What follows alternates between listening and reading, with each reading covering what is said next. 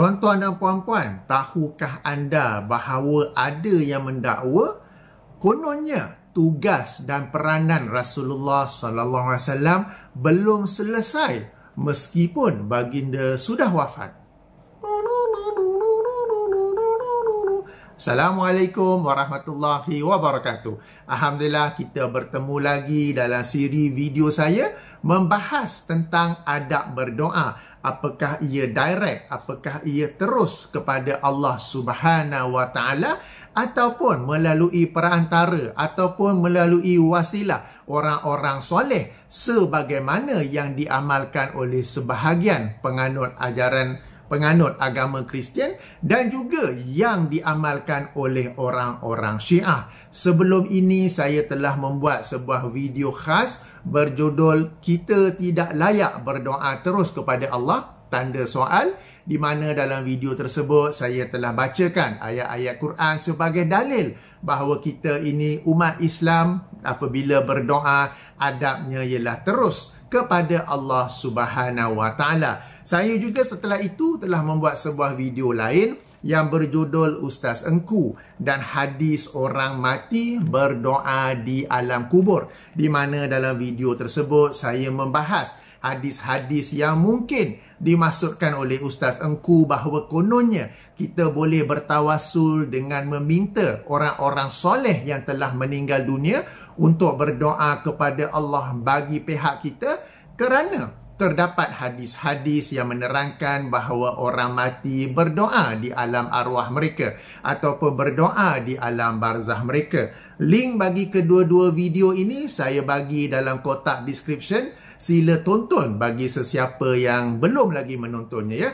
Baik, bagi video ini pula saya akan mengupas tentang kebolehan dakwaan sebahagian pihak bahawa boleh bertawasul kepada Rasulullah sallallahu alaihi wasallam yang telah pun wafat, yang telah pun meninggal dunia, berdasarkan hadis-hadis yang menerangkan bahawa baginda masih hidup dan berdoa di dalam kubur ataupun di dalam alam barzah baginda. Secara lebih tepatnya saya merujuk kepada dua kertas kerja yang baru saja dibentang baru-baru ini pada 19 September tahun 2022, seminar Istighasah Usul, Konsep dan Amalan. Ada dua kertas kerja. Kertas kerja pertama oleh Ustaz Dr. Muhammad Hafiz Sorani, okey, yang berjudul Tawasul dan Istighasah menurut perspektif hadis Nabawi, dan kertas kerja kedua oleh Ustaz Dr. Abdullah Jalil berjudul Istighasah di sisi Ahli Sunnah wal Jamaah dan garis panduan serta salah faham golongan ekstrim. Okey, kertas-kertas kerja ini saya muat turun daripada link yang diberikan oleh pihak Ahli Sunnah wal Jamaah Research Group atau singkatannya ARG di laman Facebook mereka. Link bagi laman Facebook tersebut yang ada sediakan pautan untuk muat turun kertas kerja ini juga saya bagi dalam kotak description. Sila muat turun. Saya telah ada 3 kertas kerja sebenarnya. Saya telah melihat ataupun go through ke semua ketiganya dan saya dapati kertas kerja kedua oleh Ustaz Dr. Hafiz Sorani dan juga oleh Ustaz Dr. Abdullah Jalil amat menarik, kupasan yang ilmiah, kupasan yang mendalam, dan saya ni agaknya old timer, suka nak print supaya saya boleh baca, catat, highlight, macam contoh, ya. Okey, bukan conteng. Saya suka mengkaji dengan lebih mendalam, ya. Jadi kedua-dua kertas kerja ini link saya bagi di bahagian description. Okey, sebelum nak bermula, ingin saya ingatkan kepada tuan-tuan dan puan-puan, apabila menonton video ini, apabila ingin memberi komen, sila menjaga adab, sila menjaga akhlak agar selari dengan sunnah Rasulullah sallallahu alaihi wasallam.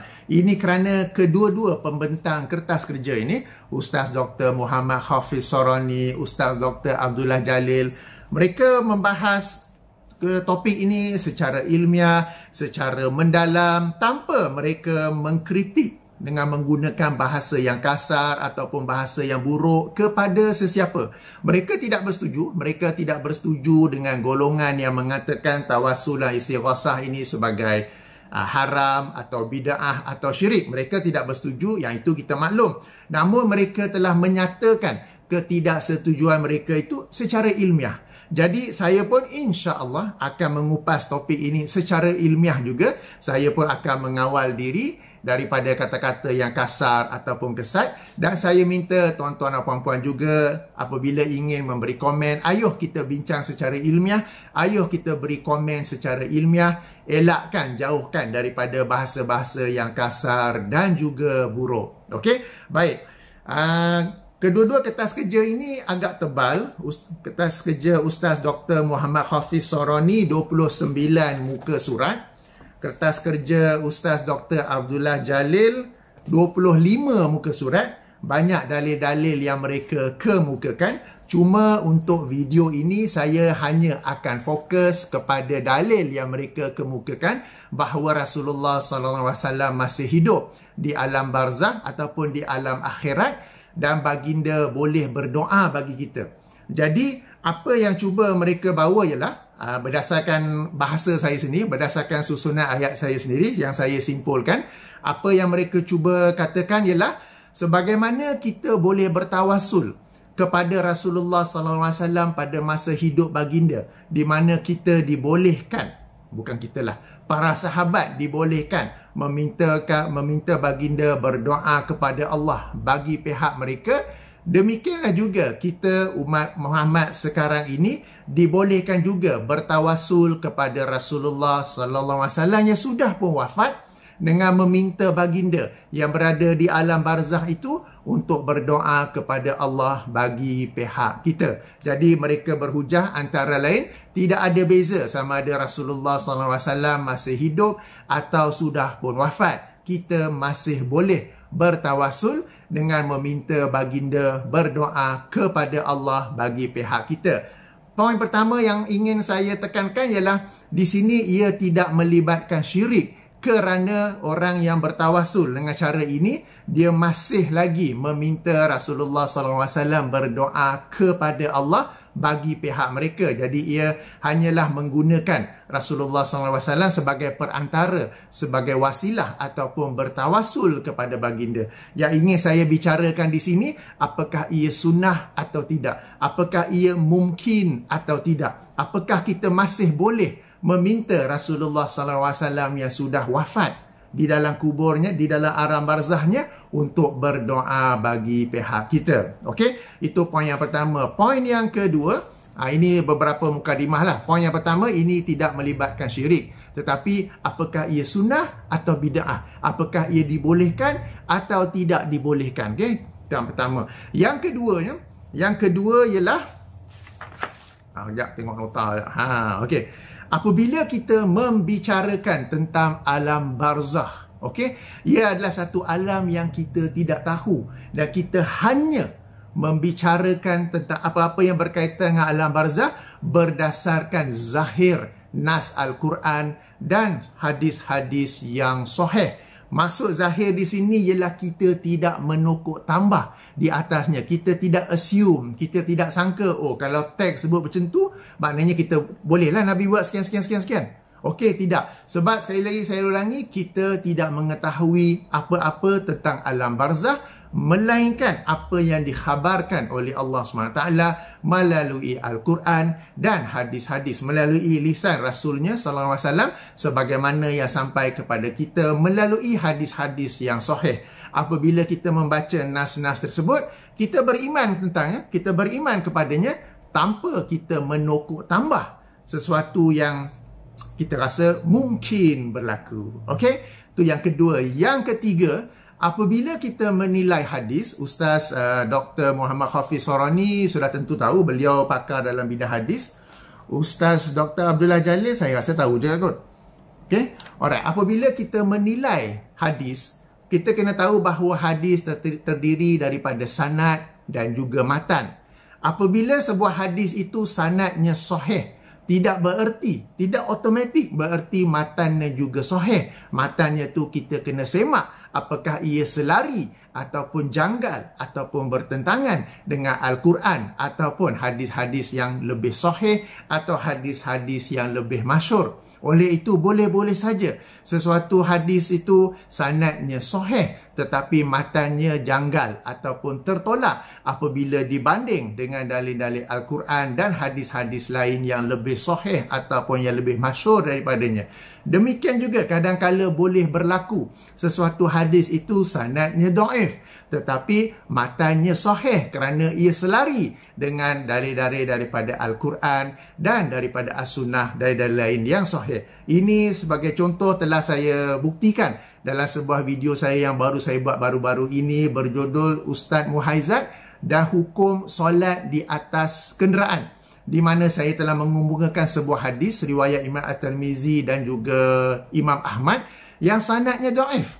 Tetapi para ulama mengamalkan hadis tersebut kerana maksudnya adalah sahih, kerana matanya adalah sahih. Bahkan berkata Al-Qadhi Abu Bakar Ibnul Arabi, ada alif lam di situ, hadis ini sanadnya dhaif tetapi maksudnya sahih. Okey, sila rujuk video tersebut. Jadi tuan-tuan dan puan-puan, apabila kita membicarakan hadis, kalau nak kata hadis itu sahih, sanadnya sahih, matanya juga sahih. Maknanya selari dengan dalil-dalil lain daripada Al-Quran dan As-Sunnah. Okey, kita mulakan. Kalau merujuk kepada kertas kerja Ustaz Dr. Muhammad Hafiz Sorani, ia bermula daripada muka surat 19. Okey. Kalau kertas kerja Ustaz Dr. Abdullah Jalil, ia bermula daripada muka surat 7.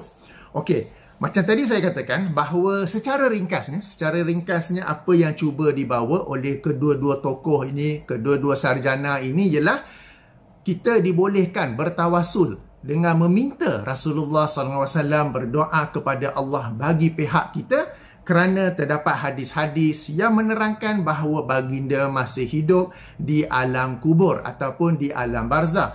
Cuma dalam kertas kerja Ustaz Dr. Hafiz Sorani di muka surat 19 ada satu kenyataan yang bila saya baca saya pun terkejut sekejap. Okey, saya bacakan di sini. Sesiapa yang telah muat turun sila rujuk perenggan ni. Ni yang saya tanda asterisk ni kan. Okey.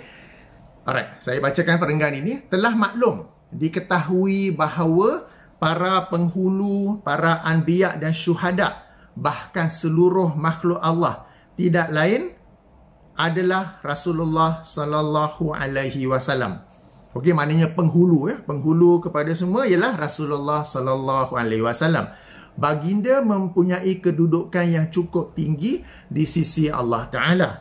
Kewafatan baginda hanya satu perpindahan dari alam dunia ke alam akhirat mengikut hukum tabi'i.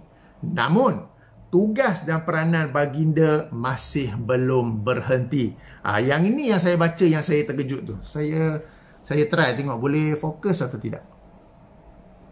Nampak ke yang saya highlight dan ada asterisk tu? Namun tugas dan peranan baginda masih belum berhenti. Okey, tugas dan peranan Muhammad sallallahu alaihi wasallam apa? Membawa risalah Islam kan? He is the messenger of God. He brings the message of God to us. What is the message? The message is the deen of Islam. Muhammad SAW ialah Rasul Allah, ialah pesuruh Allah. Dan baginda tugas atau peranannya ialah membawa risalah Islam kepada kita. Baginda juga menjelaskan masuk Al-Quran dan sebagainya. Tetapi apabila dikatakan tugas dan peranan baginda masih belum berhenti, apakah itu bermaksud Islam masih belum sempurna? Apakah ayat Quran yang Allah turunkan dalam surah Al-Ma'idah pada hari ini, aku telah sempurnakan bagi kamu agama kamu dan sebagainya tu, itu tu tak pakai ke macam mana tu? Dan dibimbangi berdasarkan kenyataan inilah saya ada dengar daripada sebahagian tok guru tarikat ke tasawuf ke, bukan daripada Ustaz Dr. Hafiz Sorani, daripada orang lain, bahawa mereka masih lagi menerima hadis daripada Nabi SAW daripada alam kubur baginda. Mereka masih lagi.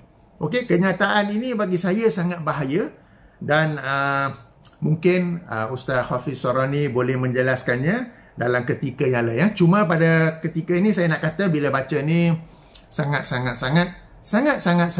sangat-sangat memuskilkan ya. Sebab memang kita kata baginda seorang yang mulia, baginda adalah penghulu segala makhluk. Nak kata baginda dia masih hidup di alam kubur, ya silakan. Tapi kalau nak kata baginda di alam kubur, baginda di alam barzah masih lagi menjalankan tugas dan peranan baginda sebagai Rasul Allah. Sebab itulah tugas baginda, itulah peranan baginda. Ini adalah satu kenyataan yang boleh membuka pintu kepada banyak kerosakan lain. Dan ia akan dimanfaatkan oleh tok guru sufi, tok guru tarikat lain yang kononnya mereka ini masih lagi menerima amalan tertentu, masih lagi menerima zikir tertentu, masih lagi menerima apa-apa lain daripada Rasulullah SAW, daripada alam barzah baginda. Okey, jadi alright. Okey, apakah dalil-dalil yang digunakan untuk menyatakan bahawa Rasulullah SAW masih hidup di alam barzahnya, di alam akhiratnya? Pertama sekali, dalil yang umum, riwayat Imam Abu Ya'la dalam kitab Musnadnya. Okey, yang ni Musnad Abu Ya'la, edisi tahqiq Syekh Hussein Salim Asad yang baru saja meninggal beberapa bulan lepas. Rujuk jilid 6 muka surat 147 hadis nombor 3245 di mana beliau menilai sanadnya sahih.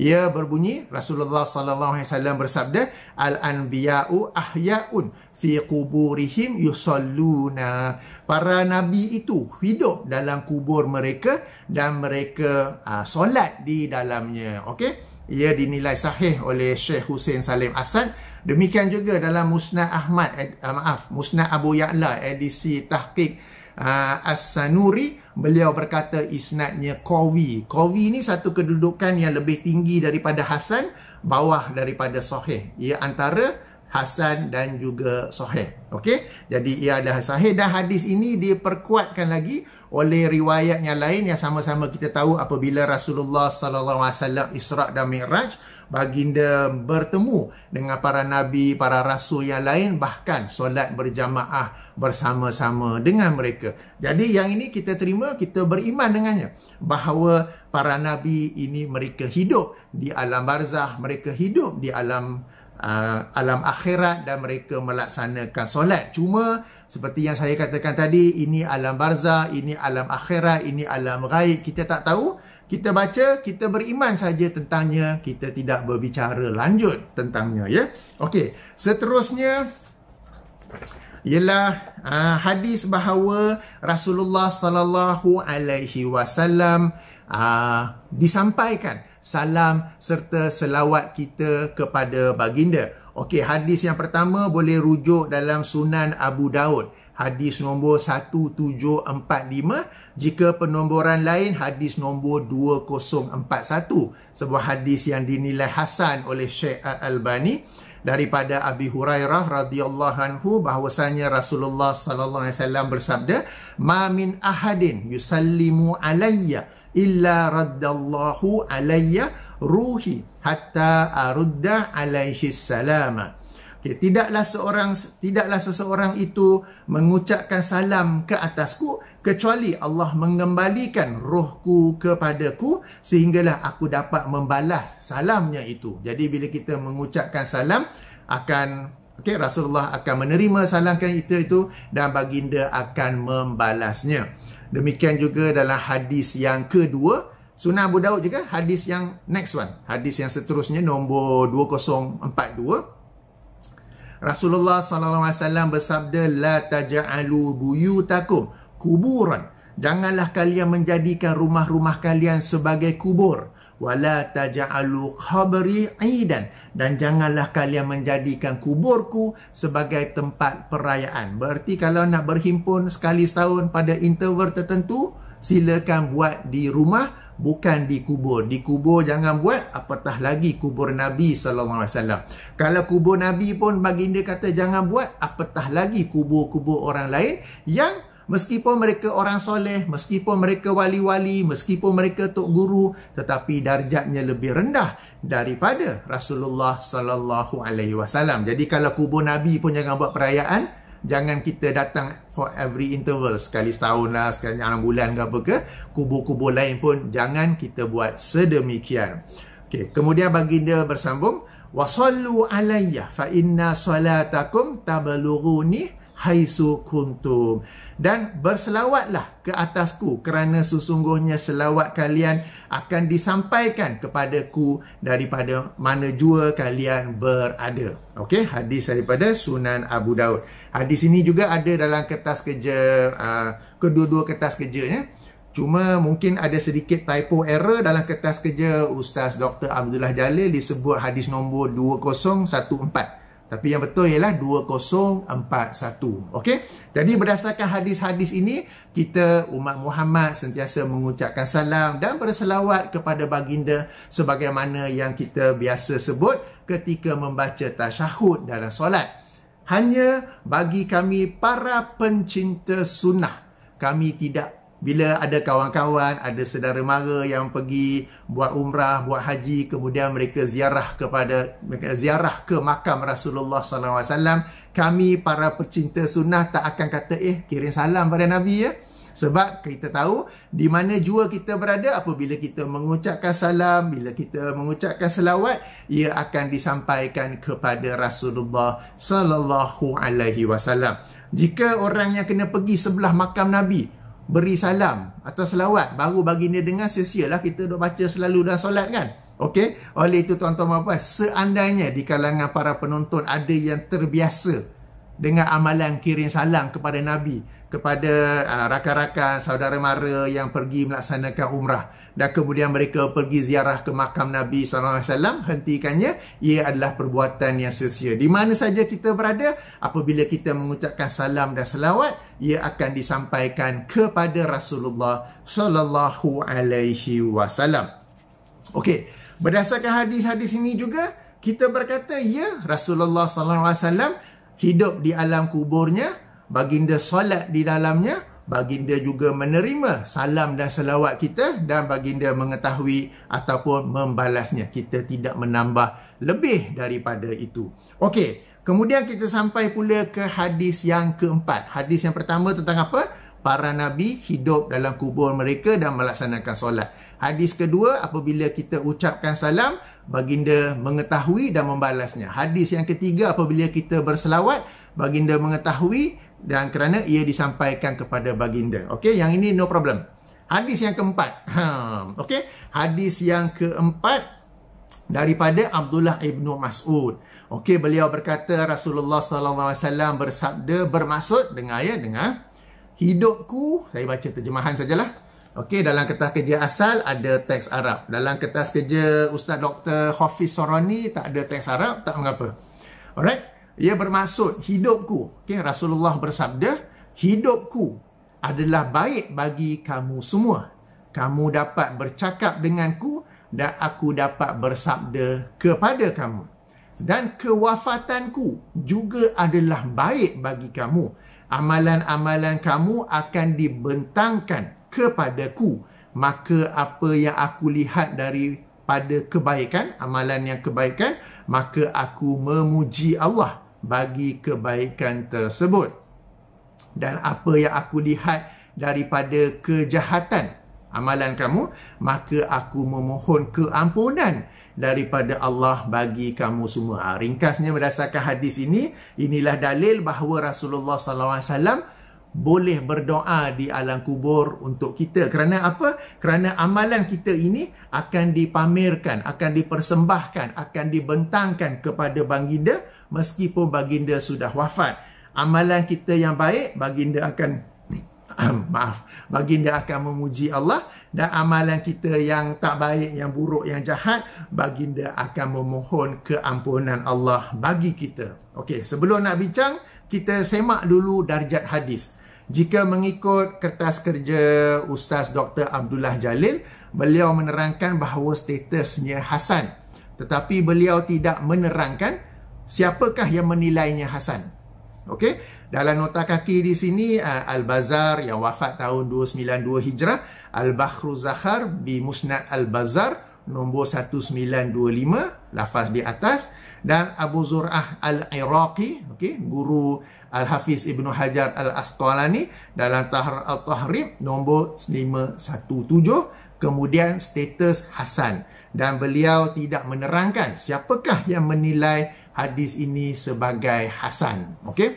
Dalam kertas kerja Ustaz Dr. Hafiz Soroni, hadis ini ada dalam muka surat 20 ya. Muka surat 20, beliau menerangkan takhrij hadis ini riwayat Al-Bazzar dalam musnadnya nombor 1925. Kata Al-Haytami dalam Majma' Az-Zawaid, okey, jilid ke-8 muka surat 594, para perawinya adalah perawi sahih. Okey, tuan-tuan dan puan-puan, apabila kita membaca kitab Majma' Az-Zawaid oleh Imam Al-Haytami, Nuruddin Al-Haytami, beliau lazimnya menerangkan status para perawi. Para perawinya sahih, para perawinya thiqah. Okey, macam kes ini, apabila dikatakan para perawi sahih, ia tidak bererti ia hadis sahih, ia juga tidak bererti isnad ataupun sanadnya sahih. Beliau hanya menerangkan bahawa para perawinya sahih.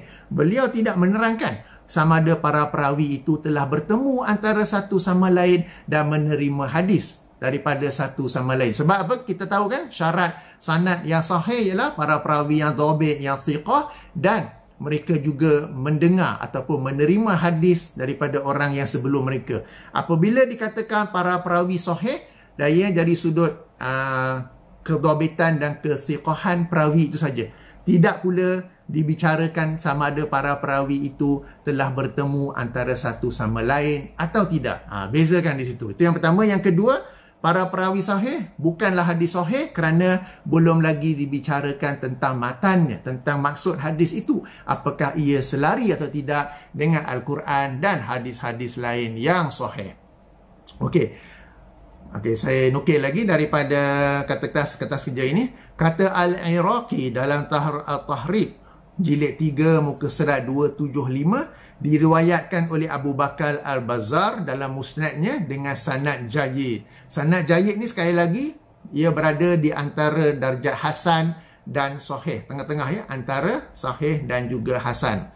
As-Suyuti mengisyaratkannya sebagai hasan dalam Al-Jami'us Shaghir nombor 3771, manakala katanya dalam Khasa'is Al-Kubra jilid 2 muka surat 281 dikeluarkan oleh Al-Bazzar dengan sanad yang sahih. Okey, dengan sanad yang sahih. Cuma As-Sayuti, seorang tokoh yang besar, seorang imam yang besar, wafat tahun 911 Hijrah. Riwayat lain 912 Hijrah. Cuma mengikut para pengkaji hadis, para pengkritik hadis, beliau dalam penilaian hadisnya, Imam As-Sayuti ini dalam penilaian hadisnya agak bermudah-mudahan. Okey, jadi tidak boleh mengambil penilaian As-Sayuti seorang saja, namun perlu diganding dengan penilaian ahli hadis yang lain. Jadi kalau kertas kerja Ustaz Dr. Abdullah Jalil, secara nyata dinyatakan status hasan, cuma tak dinyatakan siapa yang menilainya hasan. Dalam kertas kerja Ustaz Dr. Hafiz Soroni dinukil keterangan daripada beberapa imam hadis yang sebelum ini ya. Okey, tak apa. Kalau kita rujuk pula kepada rujukan yang lain, Syekh Al-Albani misalnya rahimahullah menilai hadisnya dhaif. Boleh rujuk dalam silsilatul al-hadis ad-dhaifah wal mawdu'ah, hadis nombor 975. Okey, hadis nombor 975. Okey, dan perkara ini dikritik pula oleh Syekh Mahmud Said Mamduh dalam kitabnya. Okey, dalam kitabnya Raf'ul Manarah li takhrij ahadis at-tawassul wa ziyarah. Okey, beliau membicarakan hadis ini dalam hadis-hadis tawasul, hadis yang ke-5 muka surat 156. Dan beliau setelah membicarakannya menerangkan bahawa walhasil kesimpulannya bahawasanya hadis ini sahih tanpa ragu katanya. Dan kemudian beliau mengkritik pula pendaifan oleh Syekh Al-Albani. Okey, jadi perbincangan yang bagus. Okey, sesiapa yang minat, sebab Syekh Al-Albani, okey, beliau ada pandangannya, dan Syekh Mahmud Said Mamduh pun ada pandangannya, dan beliau berpandangan ia adalah sahih. Okey, cumanya Ustaz Dr. Hafiz Soroni dalam senarai rujukan di belakang ada juga menyebut kitab ni. Tapi beliau macam tak guna pakai pula penilaian beliau. Okey, tak mengapa ya. Baik. Saya baca penjelasan ataupun takhrij oleh Syekh Mahmud Said Mamdouh. Beliau berkata hadis ini sahih tanpa ragu. Okey, saya baca beliau hanya membicarakan dari sudut sanad. Lalu saya katakan yang tepat ialah sanadnya sahih. Di sisi Syekh Mahmud Said Mamdouh, sanadnya sahih. Di sisi Syekh Al-Albani, sanadnya dhaif. Kenapa saya fokus kepada sanad? Kerana pada matan, pada teks hadis tersebut ada sesuatu yang memuskilkan. Apakah itu tuan-tuan dan puan? Boleh fikirkan tak? Okey. Sebab bila kita nak bicara hadis, kita kena tahu banyak hadis yang lain. Dan dengan cara kita mengetahui banyak hadis yang lain, kita dapat mengetahui bahawa sama ada hadis ini ia selari atau bertentangan dengan hadis-hadis yang lain. Okey. Tuan-tuan dan puan-puan pernah dengar tak tentang hadis-hadis yang berbicarakan tentang telaga ataupun kolam haud? Okey, bahawa bagi Rasulullah sallallahu alaihi wasallam Allah telah mengurniakan kepada baginda sebuah sungai di syurga yang namanya Al-Kautsar. Kalau tak tahu, sila rujuk tafsir bagi ayat pertama, Inna a'toina kal kautsar. Okey, baginda ada sebuah sungai yang istimewa untuk baginda dalam syurga yang namanya Al-Kautsar. Dan sungai ini ada keluar, mengalir keluar sampai para ulama ada berbincang di manakah lokasinya yang tepat. Antara pandangan yang berkata ia juga ada keluar mengalir sampai ke sebelum titian Sirat. Dan umat Muhammad sallallahu alaihi wasallam dapat minum daripadanya sementara mereka sedang tunggu beratur untuk diadili dalam suasana panas di padang mahsyar. Okey, hadis-hadis yang menerangkan tentang telaga ataupun kolam haud ini sangat masyhur sampai-sampai ada yang berkata ia mutawatir. Ya, mutawatir. Jadi ia sebuah hadis yang masyhur. Saya yakin tuan-tuan dan puan-puan pun pernah mendengar tentangnya. Kalau belum dengar, sila rujuk buku saya 90 pelajaran tentang bid'ah. Kalau edisi A4, sila rujuk muka surat 102 dalam bab orang yang diusir daripada kolam air Nabi sallallahu alaihi wasallam. So buku ini PDF version boleh muat turun secara percuma. Link saya bagi di bahagian description. Kalau nak beli edisi bercetak boleh pesan di Shopee daripada terbitan Santai Ilmu. Link saya bagi di bahagian description juga. Saya pun ada membuat siri video mensyarahkan buku saya ini sendiri. Alhamdulillah.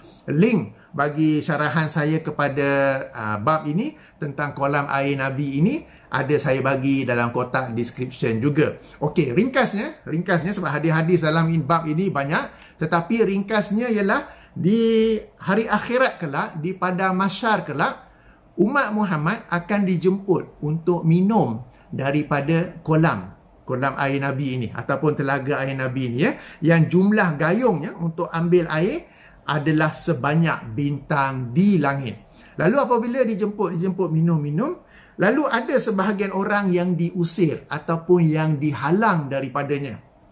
Okey, lalu Rasulullah SAW pun berkata, wahai Tuhanku, sesungguhnya dia daripada umatku, kenapa tak boleh minum? Okey, maka dikatakan fayaqulu, ini saya baca lafaz daripada Sahih Muslim nombor 607. Jika penomboran ikut syarah Sahih Muslim oleh Imam An-Nawawi, hadis nombor 400. Fayaqulu ma tadri ma ahdasat ba'daka.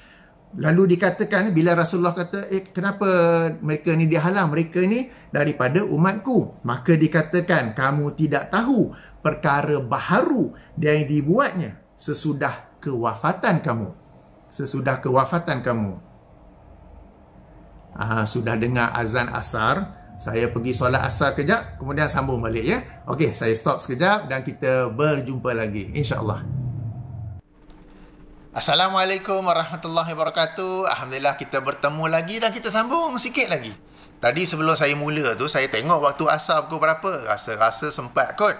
Tapi saya ni sekali dah start enjin tu payah pula nak tekan brake. Okey, tak apa, sedikit lagi ya. Kita sedang bincang tentang hadis riwayat Imam Al-Bazzar, bagaimana dibentangkan kepada Rasulullah SAW amalan kita sesudah baginda wafat. Jika ia baik, baginda memuji Allah, dan jika ia buruk, baginda meminta ampun bagi kita, meminta ampun kepada Allah bagi kita ya.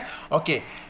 Andai kata sanadnya sahih, andai kata sanadnya jayyid, andai kata sanadnya hasan, bagaimana pula matanya? Okey, apakah benar amalan-amalan kita ini dipersembahkan, dibentangkan kepada Rasulullah SAW, kepada baginda di alam barzah, di alam akhirat itu? Dalam hal ini kita ada hadis-hadis yang masyhur, hadis-hadis riwayat Imam Bukhari dan Muslim. Bahkan ada yang berkata, saya tak sempat semak, ada yang berkata ia adalah hadis yang mutawatir, bagaimana Rasulullah SAW ada dikurniakan oleh Allah SWT sebuah sungai yang khas di syurga bernama Sungai Al-Kautsar. Boleh rujuk tafsir kepada surah Inna A'toina Kal Kautsar. Dan sungai itu ada yang mengalir keluar sehingga ke padang mahsyar sebelum titian sirat, mengikut pandangan sebagian ulama. Sebab ada perbincangan di kalangan mereka di manakah lokasinya yang setepatnya, dan ia mengalir keluar ke satu kolam, ke satu telaga di mana umat Muhammad boleh datang minum ya, dalam suasana panas di padang mahsyar, sementara menunggu untuk diadili oleh Allah Subhanahu Wa Taala. Mereka dijemput minum, dan boleh saja ramai-ramai minum kerana jumlah gayungnya sebanyak bintang di langit. Dalam rangka ramai-ramai boleh minum, ada sebahagian yang dilarang, ada sebahagian yang diusir. Maka Rasulullah pun sallallahu alaihi wasallam bersabda, "Wahai Tuhanku, sesungguhnya dia daripada umatku." Fayaqulu, lalu dikatakan, "Ma tadri ma ahdasat ba'daka." Engkamu tidak tahu perkara baharu yang dibuatnya sesudah kamu, yakni sesudah kewafatan kamu. Ini lafaz daripada Sahih Muslim nombor 607. Jika ikut penomboran syarah Sahih Muslim oleh Imam An-Nawawi, hadis nombor 400. Okey, hadis ini menunjukkan orang-orang yang berbuat bid'ah, meskipun di dunia ini dia menipu dirinya sendiri dan orang ramai dengan mengatakan ia hasanah, umpama bunga di belakang ni hasanah, cantik, tetapi di hari akhirat kelak tetap dilarang ya. Yang hasanah itu ialah apa yang dibawa oleh Rasulullah sallallahu alaihi wasallam. Tapi poin penting di sini ialah kamu tidak tahu perkara baharu yang mereka buat. Maknanya Rasulullah tak tahu. Seandainya di amalan itu dibentangkan, dipersembahkan kepada Rasulullah sallallahu alaihi wasallam di alam barzahnya, di alam kuburnya, di alam akhiratnya, baginda tidak akan tertanya-tanya kenapa mereka ini dihalang. Sama juga dalam satu lafaz lain daripada Sahih Al-Bukhari nombor 6528. Jika ikut penomboran Fathul Bari nombor 7051.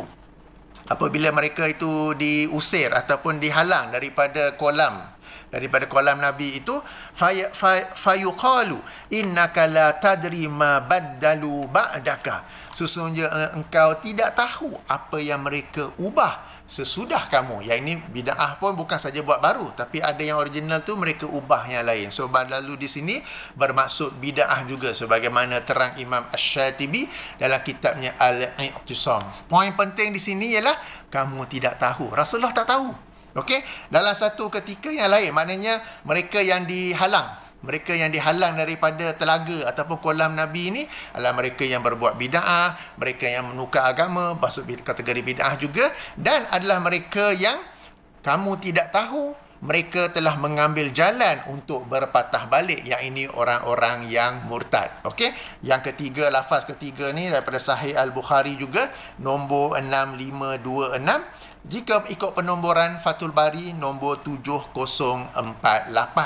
Poin penting di sini ialah Rasulullah sallallahu alaihi wasallam tidak tahu bahawa mereka itu telah berpatah balik. Baginda tidak tahu bahawa mereka itu telah murtad. Seandainya benar amalan ini dibentangkan kepada baginda sebagaimana hadis riwayat Imam Al-Bazzar tersebut, nescaya baginda tidak akan tertanya-tanya. Okey, nescaya tak perlu ada yang memberitahu kepada baginda. Dan hadis-hadis yang menerangkan tentang baginda tidak tahu kenapa ada sebahagian daripada umatnya yang dihalang, yang diusir daripada kolam ataupun telaga baginda tu yang disebut sebagai haud di hari akhirat kelak, adalah masyhur, adalah sahih Bukhari dan Muslim.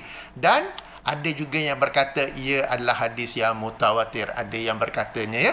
Dan ingat tak sebagaimana yang saya katakan sebelum ini, poin yang ketiga, ya.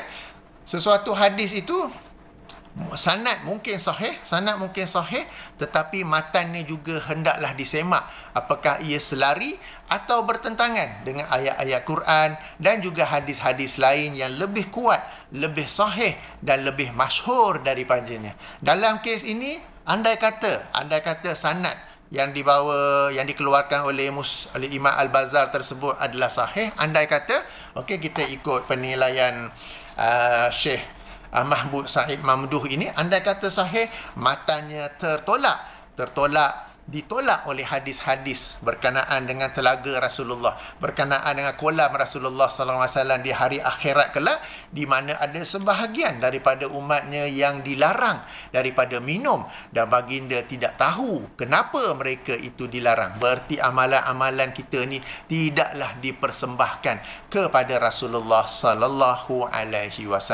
Okey, tak apa.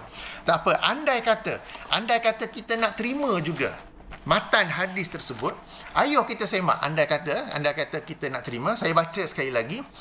Dan kewafatanku juga, Rasulullah SAW diriwayatkan bersabda, dan kewafatanku juga adalah baik bagi kamu. Amalan-amalan kamu akan dibentangkan kepadaku. Maka apa yang aku lihat daripada kebaikan, maka aku memuji Allah. Fama ra'aitu minal khairin hamidatullaha alaihi. Apa yang aku lihat daripada amal-amal yang baik, kalau baik ni of course yang selari dengan sunnah Rasulullah SAW, yang selari dengan Al-Quran dan sunnah. Bid'ah tak masuk khairan di sini. Bid'ah tu orang yang buat bid'ah saja yang syok sendiri. Wa ma ra'aitu minasyarrin istaghfartullaha lakum. Dan apa yang aku lihat daripada amal yang buruk, bid'ah, okey, aku memohon ampun kepada Allah bagi kalian. Jadi yang dibuat oleh Rasulullah dua saja, sama ada memuji Allah ataupun memohon ampun kepada Allah. Dan di sini ada dua perkara, ya. Pertama, macam saya katakan, bila kita bicara tentang alam barzah, tentang alam kubur, tentang alam akhirat, kita tidak tahu itu adalah alam yang lain. Maka kita hanya bicara berdasarkan zahir teks, berdasarkan zahir nas, tanpa tokok tambah. Okey, tanpa tokok tambah. Lalu berdasarkan teks yang kita baca ni, yang Rasulullah buat tu hanya dua saja, sama ada memuji Allah ataupun memohon ampun kepada Allah bagi orang yang membuat amalan buruk itu. Kenapakah? Okey, sebelum itu, orang yang bertawassul kepada Rasulullah dan meminta Rasulullah berdoa kepada Allah bagi pihaknya, itu amalan baik ke amalan buruk? Boleh-boleh saja, sebab kalau kita baca hadis ni, kalau kita baca teks ni dan kita nak terima ia sebagai sesuatu yang boleh diterima, sesuatu yang makbul, boleh saja Rasulullah memohon ampun kepada Allah bagi orang yang bertawassul kepadanya. Itu yang pertama. Yang kedua, di manakah dalam teks ini berkata bahawa Rasulullah juga mendengar hajat ataupun doa orang yang berdoa kepadanya, lalu dia pun berdoa kepada Allah bagi pihak orang itu. Ini kan dah masuk jadi tokok tambah, kan? Jadi teks ini saya katakan dia macam orang itu dia memaksa agar menjadi hujah yang membela pandangannya boleh bertawassul kepada Rasulullah yang sudah wafat kerana Rasulullah berdoa di alam kuburnya, di alam akhiratnya, di alam barzahnya. Okey, padahal yang diterangkan oleh teks ialah sama ada baginda memuji Allah atas amalan yang baik atau baginda memohon ampun kepada Allah atas amalan yang buruk. Okey, dan boleh-boleh saja amalan meminta baginda, bertawassul kepada baginda, berdoa kepada Allah bagi pihak orang itu termasuk amalan buruk dan Rasulullah beristighfar bagi orang itu.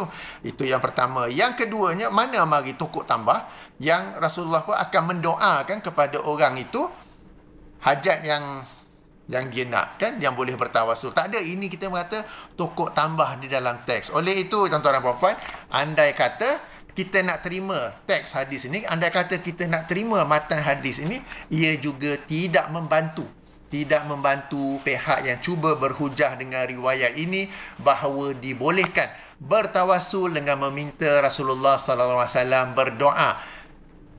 Meminta Rasulullah SAW yang sudah wafat untuk berdoa kepada Allah bagi pihaknya, kerana terdapat riwayat bahawa Rasulullah berdoa di alam barzahnya, di alam akhiratnya.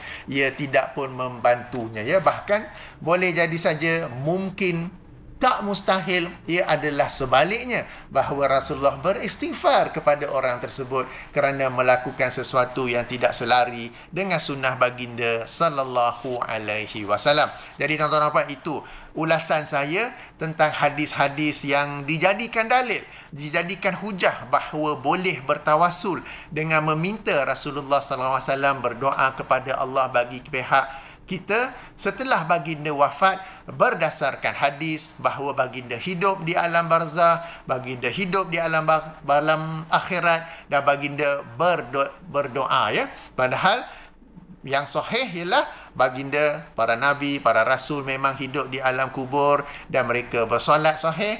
Yang sahih adalah baginda apabila kita mengucapkan salam, apabila kita mengucapkan selawat, ia disampaikan kepada baginda. Okey, ada pun yang ketiga itu, ia tertolak dari sudut matannya. Andai kata hendak diterima sekalipun, ia tidaklah membantu hujah pihak yang mahu menggunakannya sebagai dalil bolehnya bertawasul dengan meminta kepada Rasulullah yang sudah wafat untuk berdoa kepada Allah bagi pihaknya. Oleh itu tuan-tuan dan puan-puan, ayuh kita kembali kepada adab berdoa yang original, yang selari dengan sunnah Rasulullah SAW, yang selari dengan ayat-ayat Quran sebagaimana yang telah saya jelaskan dalam video saya berjudul "Kita Tidak Layak Berdoa Terus Kepada Allah?" Tanda soal, iaitu kita berdoa terus kepada Allah Subhanahu Wa Taala. Dan kita juga tidak lupa bahawa doa ini adalah ibadah, dan sikap kita dalam hal ibadah ini ialah ianya tertahan nanti dulu sampai ada dalil yang jelas untuk menerangkan kita boleh beribadah dengan cara sedemikian. Berdoa ini adalah ibadah, cuma tidak ada dalil yang jelas bahawa kita ini dibolehkan ataupun dianjurkan untuk berdoa dengan bertawasul kepada Rasulullah SAW dengan meminta baginda di alam kuburnya, di alam akhiratnya, berdoa kepada Allah bagi pihak kita. Oleh itu tuan-tuan dan puan-puan, ayuh, sekali lagi, ayuh kita berdoa terus kepada Allah Subhanahu Wa Taala. Baik. So, kertas kerja ni ada banyak lagi dalil-dalil lain, hujah-hujah lain yang insya-Allah saya akan mengupasnya ataupun mengulasnya bertahap-tahap, ya. Bertahap-tahap, kedua-duanya hujah hampir sama. Jadi insya-Allah moga-moga Allah permudahkan. Okey. Jadi sehingga sini sahaja dahulu. Sekali lagi saya ingin ingatkan para penonton supaya kita menjaga adab dan menjadikan ini sebagai satu perbincangan ilmiah. Okey, meskipun kita berbeza pandangan, tak perlu kita mengucapkan kata-kata yang kasar ataupun buruk. Kedua-dua tokoh ini pun mereka berbeza pandangan dengan kita, dan mereka telah mengemukakan dalil-dalil dan hujah-hujah mereka, dan mereka telah menyatakan kesalahan pihak yang berkata tak boleh tawasul ke apa ke. Namun mereka telah melakukannya dengan beradab, dengan perbincangan yang ilmiah, yang kita kata sepatutnya kita pun mencontohinya, ya. Baik, sehingga sini sahaja dahulu. Subhanakallahumma wa bihamdika asyhadu an la ilaha illa anta astaghfiruka wa atubu ilaika. Assalamualaikum warahmatullahi wabarakatuh.